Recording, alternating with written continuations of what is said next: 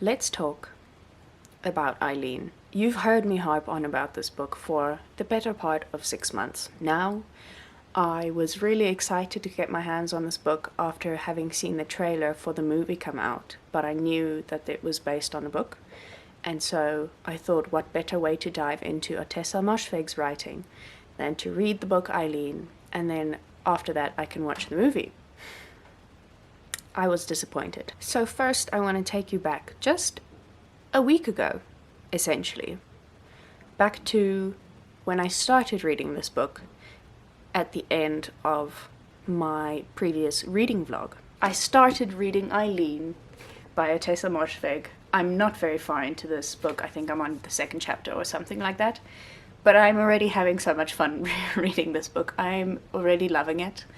And I can't wait to read some more of this book. I really hope I keep on enjoying it as much as I am right now throughout the whole book, but I think I will. Yeah, so keep on enjoying it as much as I was enjoying it at the beginning. I did not. The beginning of the book really had me excited. The first chapter was really great, the writing was fantastic, and there were some interesting descriptions, there was some wit in it, and I thought, wow, we're off to a great start. How about I just keep reading this book as quickly as possible so that I can get through it, so that I know what happens, because I was really excited about reading it. And then the next 2 chapters were basically just a repeat, rinse and repeat of the first chapter, with less interesting description at the beginning and just more mundane life. The first 90 pages of this book were essentially the epitome of that saying when people say, "Go girl, give us nothing." That was the first 90 pages of this book. And it was quite disappointing because I really thought this was going to be a great book and I really thought I was going to like it. I did not end up liking it so much. But let's discuss it, and then I will also tell you about the movie, because I watched the movie after having read this book. So I want to give you a little bit of a comparison, a breakdown, etc. As I said, the first 90 pages were pretty boring. Nothing really happened. Or a lot happened, but it was the same thing over and over again, which I felt there was definitely a reason Ottessa Moshfegh wrote it to be like that, but as a reader, it kind of made me want to throw the book against the wall. Eileen, as a character, was so unlikable. In fact, there is not a single likable character in this book. Not one of the characters is a character that you could put your hopes in or root for or be excited about when they come into the story.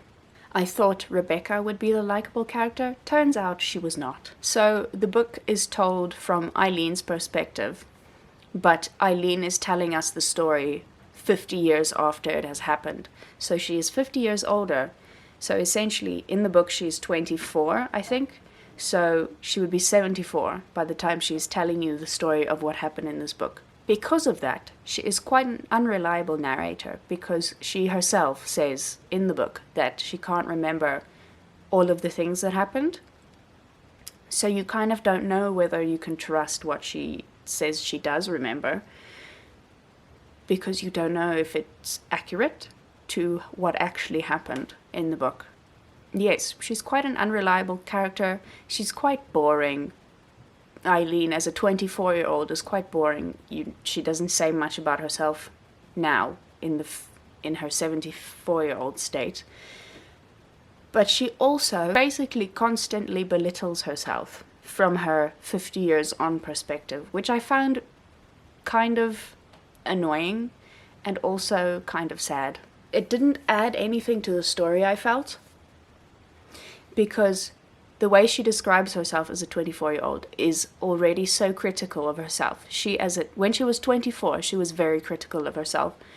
And then to see her 50 years later still being critical of her 24-year-old self was not great, to be honest. Then 90-ish pages in, Rebecca comes into the story. Rebecca's character shows up. She is introduced at the boys' prison where Eileen works as the new teacher. So they their psychologist has retired, so they've now hired a new psychologist, and they have hired Rebecca to be a teacher for the boys' prison, or for the boys in the prison, and teach them. They don't really say what, she kind of has to figure out herself what she's going to teach them. And it's only when Rebecca's character shows up that Eileen starts to become more interesting, which is definitely intentional. But I did want to mention it, that as soon as Rebecca shows up, Eileen sort of gets a spark of life in her and her own ideas, and she doesn't just kind of follow the status quo and do whatever everybody expects of her anymore, which was quite refreshing.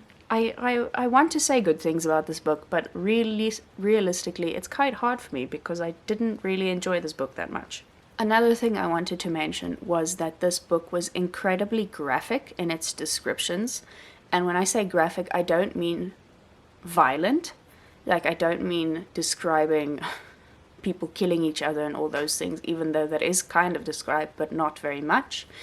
The graphic descriptions that I mean is stuff that, like, mundane, everyday things that people do or go through, and that most authors don't write about, and most people actually don't talk about, which I found not refreshing. I didn't really enjoy the graphicness of the novel, and I don't know if all of Ottessa Moshfegh's writing is like this, but I've heard, sorry for the changing sunlight, the sun is just deciding to come through my window, but I've heard that Lapvona by Ottessa Moshfegh is also quite graphic, and in fact is probably more graphic than Eileen is, but I think it's graphic in the violent sense, from what I've heard, but I don't know if her other books or stories are like that, and if they are, I don't think I'm going to enjoy them. The last thing, or one of the few last things I wanted to mention,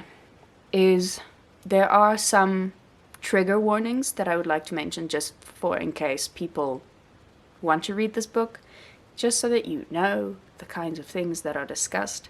First of all, Eileen definitely has disordered eating habits. She could possibly qualify as bulimic. There's a lot of talk about her disordered eating, to be frank. There's also mention of suicide. Eileen has suicidal thoughts. So I just wanted to mention that as well. And then there's also mention and description of sexual assault. For anybody who doesn't want to read about those things, just be warned, that's what's in this book that I could pick up that would be possibly triggering to some people. So just so that you know, if you don't want to read about that kind of stuff, please don't read this book. Or read with caution. The thing that really bothered me the most about this book is you basically read about this much of the book, like 200 pages of this book, essentially.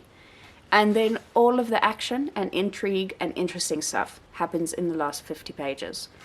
And I've read quite a few books, actually, by this point, that have done this, where it's just really long exposition, and then the action happens in the last few pages of the book. And I don't know why authors write like this. And I understand that there's the 3-point story arc and whatever, and that is kind of how stories work. But I feel like there's a better way of making it happen so that it's not just all in the last few pages of the book.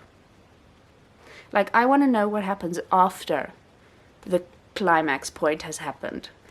I think that's the thing that bothers me the most, is people reach like the climax point of their book and then wrap things up so quickly and give no description really of what happens to the people and the characters and the storyline after the big thing in their book happens.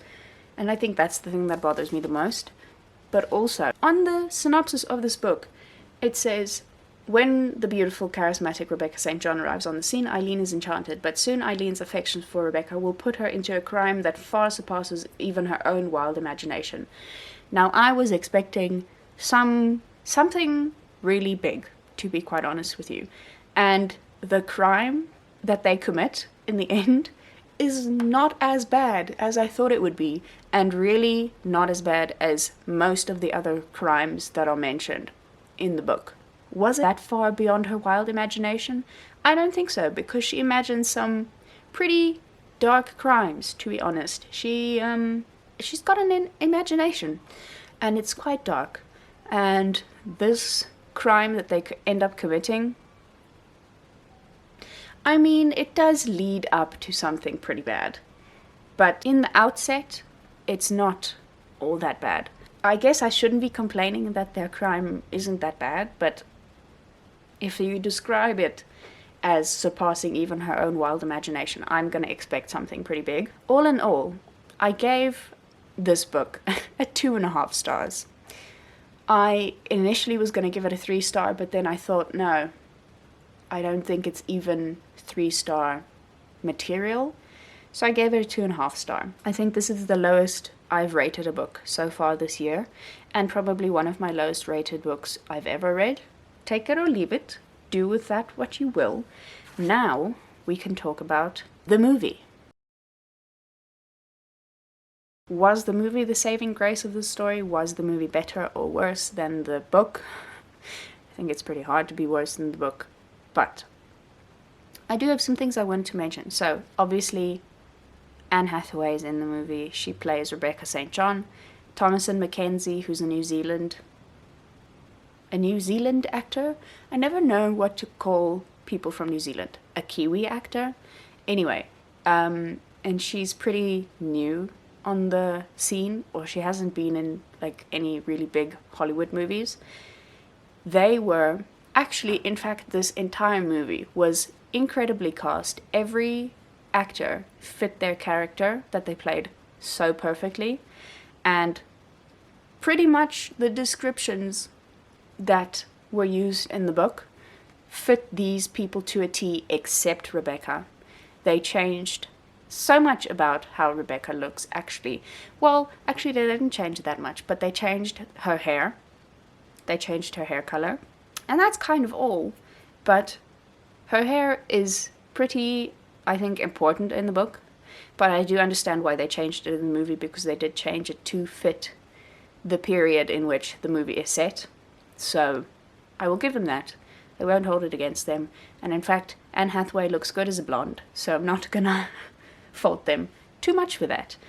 The movie is really beautifully shot. I'm fairly certain they shot it on actual film, so it might have been 16 or 32 millimeter film, I'm not sure.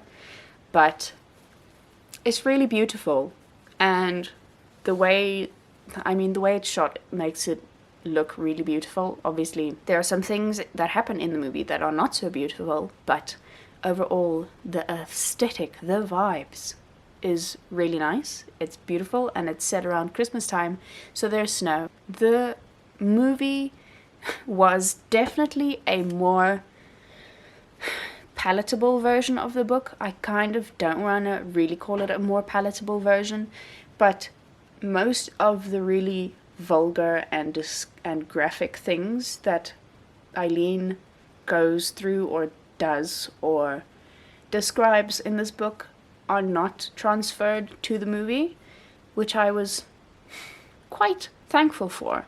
I think the parts that are quite important to the story were put into the movie, and that's fine because they serve a purpose. They're not just descriptions for description's sake. But also, it's definitely a much more romanticized version of the story, and by romanticized, I mean they added romance, which was kind of present in the book, but never acted upon.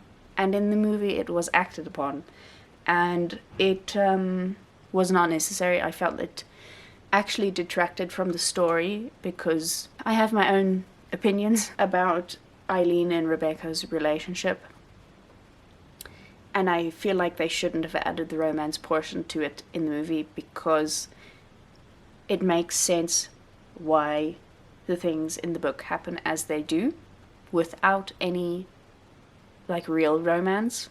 But anyway, that is just kind of how Hollywood movies are, and I kind of feel like it was clickbait to get people to watch that movie, because part of their romance is in the trailer, and it's kind of insinuated in the trailer. I feel like they're just trying to get more people to watch the movie.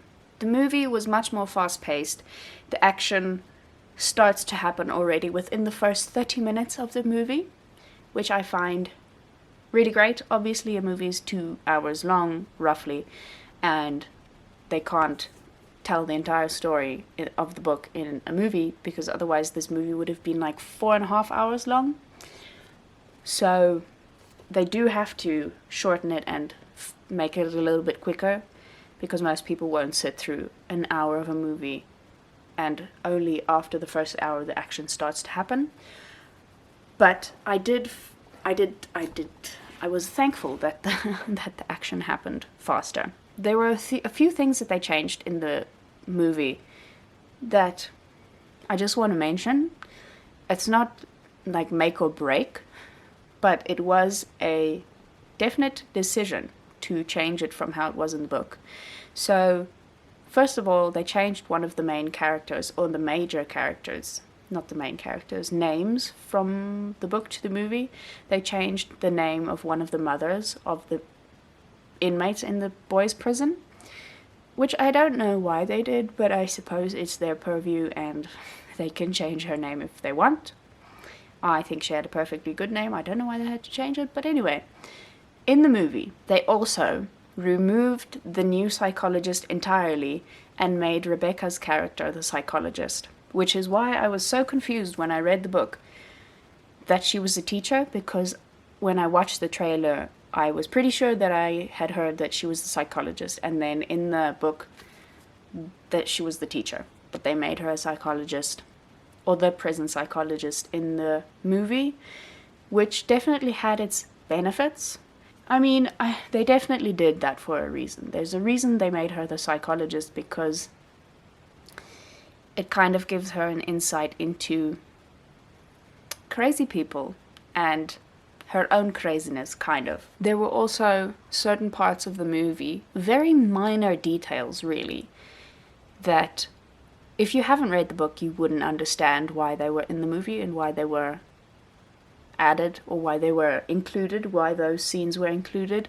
They are very minor things, and they probably wouldn't bother anybody if they didn't know why it happened, but I feel like there were a few things that were really not explained as to why they were included in the movie. If you haven't read the book, you wouldn't know why, and you wouldn't know their significance. But you could also watch the movie and not even notice that those things had happened. I just knew because I had read the book. So I was noticing all of these things. There is also, at the end, in the big climax section, where the big action happens and the crime gets committed, they changed a major plot point in the fact that they changed who commits the crime. And it kind of, the way that they had led up to it in the rest of the movie, it made sense why they changed who commits the crime and why they made it so. I'm trying to not give any spoilers if you haven't been able to tell. It bothered me a little bit because I did think it was a better way for the story to unfold in the book as opposed to the way that they made it happen in the movie. But also, I did mention that Eileen is an unreliable narrator in the book, and that you can't really trust that everything that she says is actually what happened and how things happened. So, to that end, the movie kind of picks up on that, and kind of the way that things happen in the book infer, or to me, make me doubt that they actually happened that way, and that Eileen is just essentially covering up her own crimes. So for them to happen the way that they do in the movie makes sense because of the fact that Eileen is an unreliable narrator, and also because of the fact that how everything happens in the movie is kind of what I had imagined had actually happened in the story, but not what Eileen said has happened, if that makes any sense. the last thing is just I wanted to say, would I have enjoyed the movie more if I hadn't read the book? I think I would have. I think I would definitely have really enjoyed the movie, and it's actually quite a good movie. I'm not saying it's a bad movie at all. It's really good. The story is really well told. As I said, all the characters were cast very well. So all in all, it is a really good movie. And I think I definitely would have liked it a lot more if I hadn't read the book before watching the movie, or if I hadn't read the book at all. So do with that what you will. I would kind of recommend the movie. I wouldn't necessarily recommend the book. I don't think it's necessary to read the book. As I said, I found it a little bit boring for about the first 200 pages, and the book is only 260 pages long. So I don't feel like you need to read the book. But if you do want to know the story of Eileen, you could just as well watch the movie and have a good enough understanding of what happens from just watching the movie. And you would probably enjoy it more than I did, because you wouldn't have known all of this background detail that made me question certain things in the movie. I hope you enjoyed this long ramble and rant about books, about Eileen in particular. If you want me to do more in-depth reviews of books like this, please let me know, because usually I just do a big roundup of all the books I've read so far and give a short description of what I thought of it and a little bit of a rating and all that kind of stuff. But if you like these more in-depth reviews, let me know so that I know whether I should do more of them. I won't do them for every book I read, but there will be more books in the future that I have strong feelings about and would like to dedicate an entire video to. So let me know if that's something you're interested in. Thank you so much for being here, and I will see you again next week with another video. Bye.